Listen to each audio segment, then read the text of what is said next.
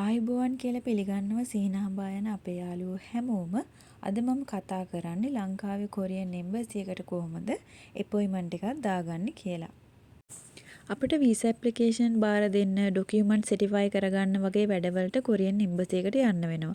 අද මම කියලා දෙන්නේ කොහොමද ලේසියෙන්ම කොරියන් එම්බසි එකට අපොයින්ට්මන්ට් එකක් දාගන්නේ කියලා. අපොයින්ට්මන්ට් එකක් දානකොට අපිට වෙබ්සයිට් එකට ගිහිල්ලා දාගන්නත් පුළුවන්. ඒ වගේම ඇප් එක යූස් කරලා දාගන්නත් පුළුවන්. මම අද මේ වීඩියෝ එකෙන් මේ දෙවිදිහටම කොහොමද අපොයින්ට්මන්ට් එකක් දාන්න කියලා දෙනවා. වීඩියෝ එකත් එක්ක දිගටම රැඳිලා ඉන්න. අපි මුලින්ම බලමු වෙබ්සයිට් එකෙන් කොහොමද අපොයින්ට්මන්ට් එක දාගන්නේ කියලා. මුලින්ම Google එකට ගිහිල්ලා මේ ලින්ක් එකෙන් සර්ච් කරන්න ඕනේ. මම ලින්ක් එක පහළ ඩිස්ක්‍රිප්ෂන් එකේ දාලා තියන්නම්. ඔයගොල්ලෝ ඒකට ගිහිල්ලා කොපි කරලා ගන්න. ඒ ලින්ක් එකෙන් ගියාට පස්සේ මේ වගේ පේජ් එකකට තමයි එන්නේ. මේ පේජ් එකේ පහලින් තියෙනවා මෙතන reservation to visit a diplomatic mission කියලා. අපි එතෙන්ට යන්න ඕනේ.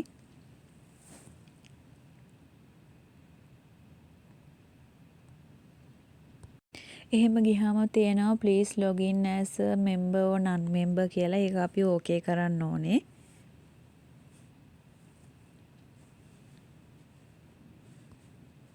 එහෙම ඕකේ කළාම මේ වගේ page එකකට යනවා login page එක මේක. මේකේ තියෙනවා user login කියලා. ඊට පස්සේ දකුණු පැත්තෙන් තියෙනවා non membership login කියලා. අපි ඒ කියන්නේ membership එකක් නැතුව log වෙනවට වඩා user login එකක් හදාගෙන user ID එකක් හදාගෙන log වෙන එක ගොඩක් ලේසි. එතකොට අපිට appointment එකක් දාගන්න ලොකු තැනක් තියෙනවා. ඒක නිසා මෙතන sign up යන්න. මේ අපි කරන්න යන්නේ user ID එකක් හදාගන්න එක. ඒකට step 3ක් තියෙනවා මේ විදිහට. අපි මේකේ agree කියන එක මුලින්ම දෙන්න ඕනේ. ඔයගොල්ලන්ට කියව ගන්න පුළුවන්. මෙතන agree කරලා එහෙම ඇග්‍රී කරාම මේවා නිල් පාටට ටික් වැටෙනවා මේ විදිහට. ඊට පස්සේ මෙතනින් අහන්නේ ඔයා අවුරුදු 14ක් හෝ ඊට වැඩිද කියලා. ඒක කන්ෆර්ම් කරන්න කියලා තමයි මෙතන කියන්නේ. ඔයා ඊට පස්සේ මෙතනත් ටික් එකක් දාගන්න ඕනේ. ඊට පස්සේ මෙතන නිල් පාටින් තියෙන කන්ෆර්ම් බටන් එක ක්ලික් කරන්න. එහෙම කන්ෆර්ම් කළාම ඔයාව සෙකන්ඩ් ස්ටෙප් එකට අරගෙන යන්නේ. මේකේ තියෙන්නේ ඔයාගේ ඩීටේල්ස් දෙන්න. අපි මෙතන මුලින්ම ෆුල් නේම් එක ටයිප් කරගමු. ෆුල් නේම් එක දෙනකොට ඔයා પાස්පෝර්ට් එකේ තියෙන විදිහට තමයි ෆුල් නේම් එක දෙන්න ඕනේ.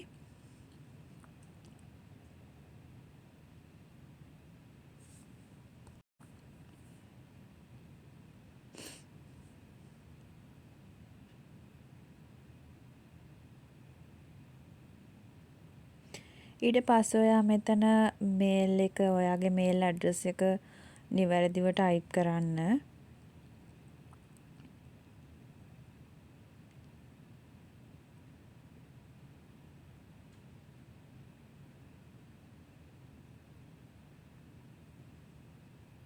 මෙතනින් ඕගොල්ලෝගේ මේල් ටයිප් එක තෝරන්න Gmail ද Yahoo ද ඒ වගේ ටයිප් කරලා මෙතන කන්ෆර්ම් කරන්න ඕනේ. එතකොට මෙසේජ් එකක් එනවා the ID can be used කියලා.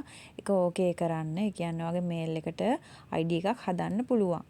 මෙතන තියෙන්නේ ඔයගොල්ලන්ට පාස්වර්ඩ් එකක් දාගන්න. පාස්වර්ඩ් එක නම්බර්ස් 8ත් 12ත් අතර වෙන්න ඕනේ. සිම්පල්, කැපිටල්, ඒ වගේම නම්බර්ස් තියෙන්න ඕනේ. ඒ වගේම මේ වගේ සිම්බල් එකක් තියෙන්න ඕනේ කියලා තමයි කියන්නේ. ඒ විදිහට ඔයාලා කැමති පාස්වර්ඩ් එකක් මෙතන හදාගන්න හදලා දාගන්න පුළුවන්.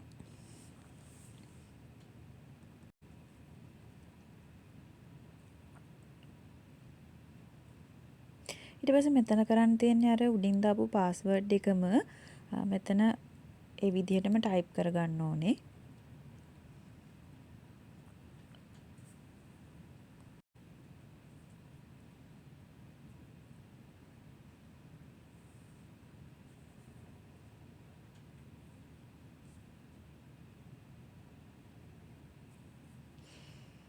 මෙතනදි කරන්න තියෙන්නේ අපිට අපේ ඩිප්ලොමැටික් ඔෆිස් එක තෝරගන්න ඕනේ. ශ්‍රී ලංකා කියලා මෙතන ගැහුවා නම් ඕගොල්ලන්ට සර්ච් වෙලා එනවා මේ තියෙන්නේ ශ්‍රී ලංකා කියලා. ඒතර මේක අපි දාගන්න ඕනේ.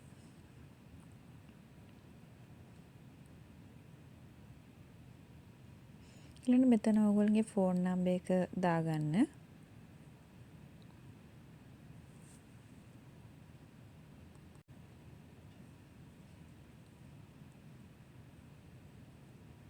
ඊළඟට මෙතන කැප්චා එකක් තියෙනවා 30යි 65යි 6 ඒක ඔයාලා ටයිප් කරගන්න.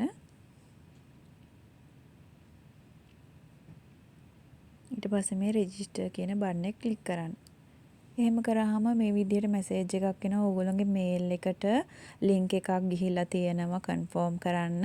ඒක මිනිත්තු 5ක් ඇතුළත කන්ෆර්ම් කරන්න කියලා තමයි මේ මැසේජ් එකේ තියෙන්නේ. ඕගොල්ලෝ මේල් එක ඕපන් කරලා බලන්න මේල් එකට මැසේජ් එකක් ඇවිල්ලා තියෙයි. අපි බලමු මේල් එකක් ඇවිල්ලා තියෙනවද කියලා.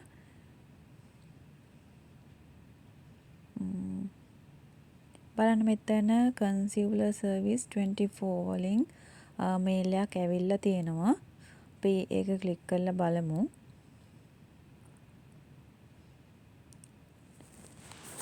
හරි බලන්න මෙතන තියෙනවා click the link below and complete the user registration procedure to register as a consular service 24 member කියලා.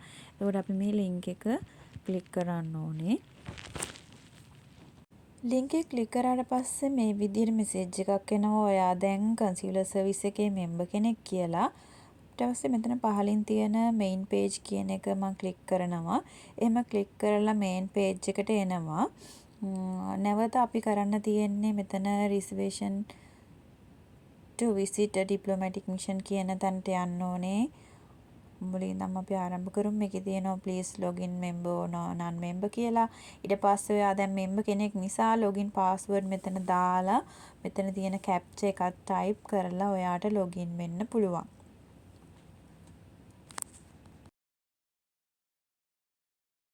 එතකොට ඔයා login ID password දීලා මේ විදිහට log වුණාට පස්සේ මේ විදිහට page එකට තමයි එන්නේ. මේකේ special notice එකක් තියෙනවා. ඒක කියන්නේ ඔයා අනිවාර්යෙන්ම ඔයාගේ passport number එක ඇතුළත් කරන්න ඕනේ මේකට. ඊළඟට ඔයා reservation එකක් දැම්මට පස්සේ වෙන් කිරීමක් කරගත්තට පස්සේ ඔයාට හදිසියෙන් හරි යන්න බැරි වුණා කියලා හිතන්නකෝ. එහෙම යන්න බැරි වුණොත් ඔයා අනිවාර්යෙන් ඔයාගේ appointment එක cancel කරන්න ඕනේ.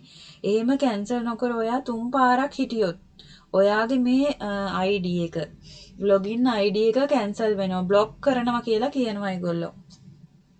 එතකොට ඔයාට යන්න බැරි නම් අනිවාර්යෙන්ම මේ reservation එක එහෙම නැත්නම් ඔයාගේ appointment එක cancel කරන්න ඕනෙමයි. මෙතන තියෙනවා consular service 24 කියලා. එතකොට ඔයා දැන් කලින්ම ID එකක් හදාගෙන තියෙන නිසා ඔයා කලින් ශ්‍රී ලංකා කියලා එහෙම දීලා හදාගත්තනේ ID එක ඔයාගේ නම දීලා passport number එක දීලා හදාගත්තනේ ID එක. එතකොට ඔයාගේ details කලින්ම මෙතන වැටලා තියෙන්නේ. ඕගොල්ලෝ non member කෙනෙක් විදිහට යනකොට ඔයාලගේ මෙහෙම වැටලා තියෙන්නේ ඔයාලා ඒ වෙලාවේ log වෙන්න ඕන අලුතින්ම මේවා හදලා. එතකොට ඔයා member කෙනෙක් විදිහට මේ විදිහට log වෙනවා නම් ඔයාට අර details දාදා ඒ වෙලාවට ගිහිල්ලා ඒවා කරනවට වඩා කලින්ම මේ ටික දැන් සර්වර් එකේ ඔයාව රෙජිස්ටර් වෙලානේ තියෙන්නේ. එතකොට ඔයාට පුළුවන් ලේසියෙන්ම මේ අපොයින්ට්මන්ට් එක දාගන්න. ඒක නිසා තමයි මම ඕගොල්ලන්ට කියන්නේ ඔයා මෙම්බර් කෙනෙක් විදිහට යන්න. මම අර කලින් කියලා දුන්න විදිහට login password එකක් හදාගන්න, ID එකක් හදාගන්න. හරි මෙතනින් අපිට close කරන්න පුළුවන් මේක. ඊට පස්සේ අපි බලමු මෙතන මොනවද තියෙන්නේ කියලා. පළවෙනි එකේ ලංකාවේ කොරියන් එම්බසි එකට තමයි අපොයින්ට්මන්ට් එක දාන්නේ. එතකොට මෙතන සිලෙක්ට් කරන්න ඕන යන කාරණාව හේතුව මෙතන ඔයාලා යන්නේ වීසා කරගන්න නම් වීසා කියන එක ක්ලික් කරන්න ඕනේ. ඔයාලා ඩොකියුමන්ට් කරගන්න නම් යන්නේ මෙතන ඩොකියුමන්ට් කියන එක තමයි දෙන්න ඕනේ. එතකොට ඔයා වීසා එක දීලා හරි අමතක වෙලා හරි ඔයාට පැටලිලා හරි ඔයා වීසා දීලා ඔයා ඩොකියුමන්ට් කරගන්න ගියොත් ඔයාට එතන ඒ වැඩේ කරගන්න ඒගොල්ලෝ අවසර දෙන්නේ නැහැ. ඒක නිසා ඔයා හරිම පර්පස් එක හරිම කාරණාව මෙතන දාගන්න ඕනේ. දැන් ඔයා වීසා වලට නම් යන්නේ. ඔයා මෙතන වීසා කියන එක දීලා මෙතන ටික් එකක් දාන්න. එතකොට ඔයා වීසා කියන කොටසට තමයි ඇතුල් වෙන්නේ.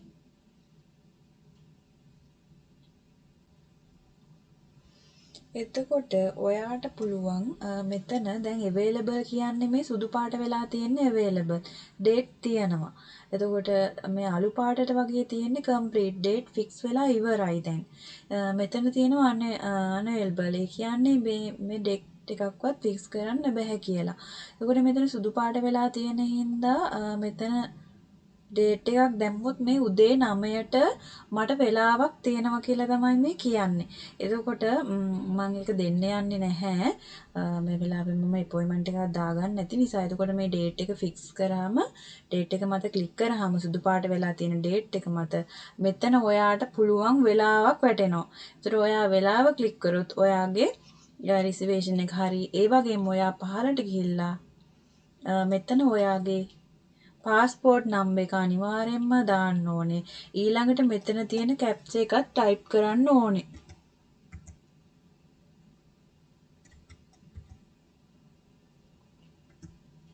මේ විදිහට.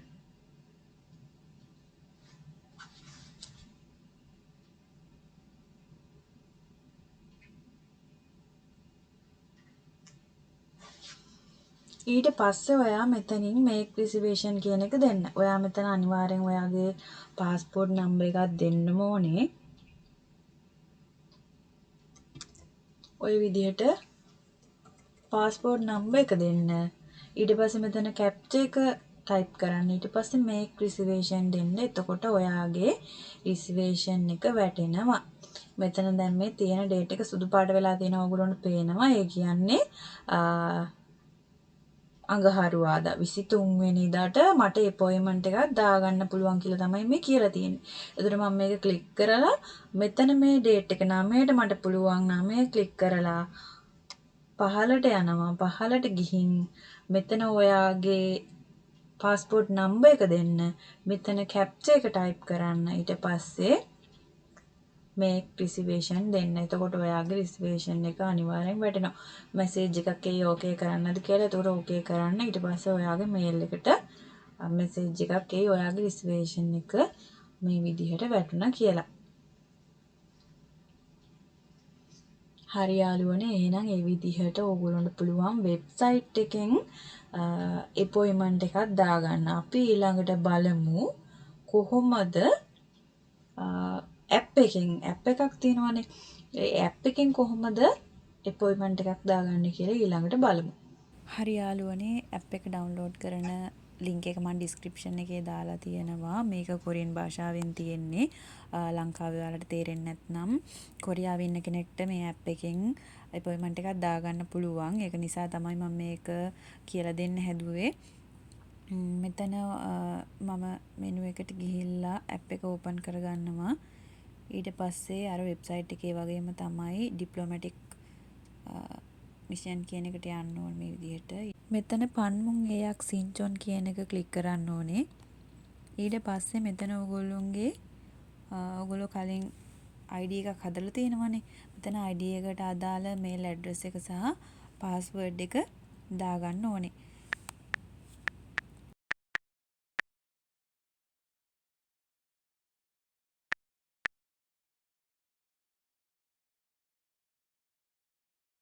පාස්වර්ඩ් එක මෙතන ටයිප් කරලා මේ නිල් පාට බටන් එක ක්ලික් කරන්න මම මේ පෙන්නලා තියෙන.